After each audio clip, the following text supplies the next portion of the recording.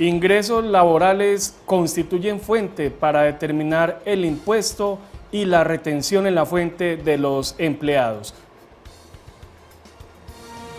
Fórum Actualidad. Sobre este tema se pronunció la Dirección de Impuestos y Aduanas Nacionales mediante el oficio 057-060 del pasado 3 de octubre. Y para analizar este interesante concepto tenemos las siguientes preguntas. ¿Qué diferencia existe en materia tributaria entre los ingresos laborales y los ingresos por salarios? Recordemos que es muy importante señalar que para efectos del impuesto de renta y de la retención en la fuente es importante identificar el ingreso laboral, mientras que el salario es un aspecto netamente propio de la legislación laboral y que tiene pues sus implicaciones en materia de prestaciones sociales, seguridad social y todo lo que es atinente al tema laboral. Pero para efectos tributarios nos preguntamos dónde encontramos un ingreso laboral. No necesariamente todo lo que sea, digamos, salario tiene que estar detallado en la norma laboral como tal.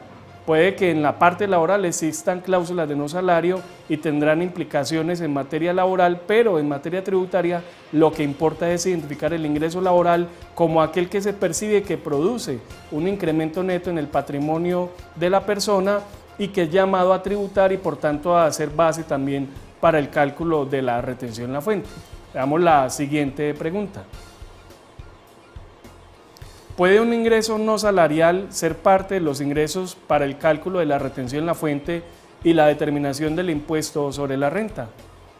Precisamente, como veníamos mencionando, independientemente del tratamiento laboral, la cláusula de no salario que se estipula en el contrato laboral, si está llamada a ser ingreso laboral porque efectivamente deviene como consecuencia de un contrato de trabajo, indudablemente esa cláusula de no salario es base tanto para el cálculo del impuesto sobre la renta del empleado como de la retención en la fuente que debe practicar el agente de retención, es decir, la empresa.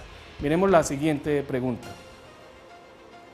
¿Qué tratamiento efectivo en materia tributaria se le reconoce a las cesantías y los intereses a las cesantías? Recordemos que el artículo 135 de la Ley 100 de 1993, que es el que regula todo el tema laboral, establece claramente que tanto las cesantías como los intereses a las cesantías no estarán sujetas a retención en la fuente. Sin embargo, recordemos que de acuerdo con el artículo 206 del Estatuto Tributario, no todas las cesantías ni todos los intereses están llamados a ser renta gravada. Hay una parte de renta exenta que va a depender del ingreso salarial promedio de los últimos 6 meses que devengue el empleado y allí entonces podremos establecer que una parte de las cesantías y los intereses puedan tener la categoría de renta exenta, pero lo que exceda del tope máximo establecido allí en este artículo, en el numeral cuarto, pues será sujeto al impuesto sobre la renta. Miremos la siguiente pregunta. ¿Qué riesgo se presenta para la empresa que no sepa identificar los ingresos laborales frente a los ingresos no salariales en materia de retención en la fuente?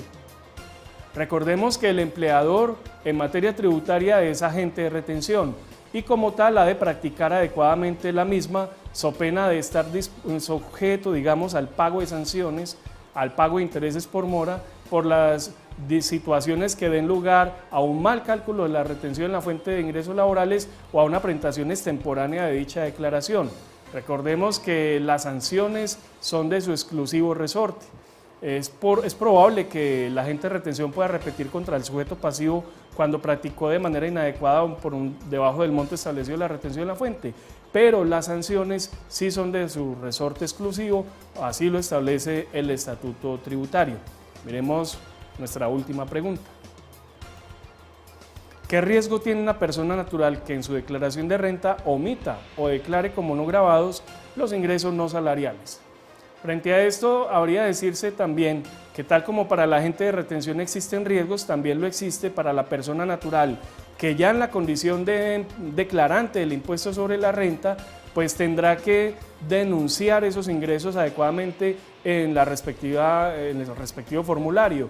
Si una persona natural declarante del impuesto incluye, digamos, como no grabado un ingreso no salarial o sencillamente omite el ingreso que ha partido como una cláusula de no salario, confundiendo el concepto y creyendo que como no está sujeto a salario para efectos laborales, entonces tampoco es base para el cálculo del impuesto, pues incurrirá en un error en su declaración que, de ser corregido de manera voluntaria, pues involucra una sanción por corrección, en este caso el 20%, o si hay un emplazamiento para corregir por parte de la Administración Tributaria, pues esa sanción se duplicará a un 20%. Por tanto, es muy importante que la persona natural que tiene la condición de empleado y que tiene la obligación de declarar, pues declare adecuadamente como ingreso todos esos ingresos laborales, sean o no salariales.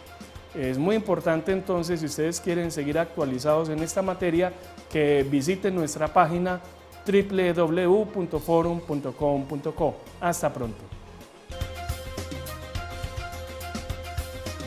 Forum, el valor del conocimiento.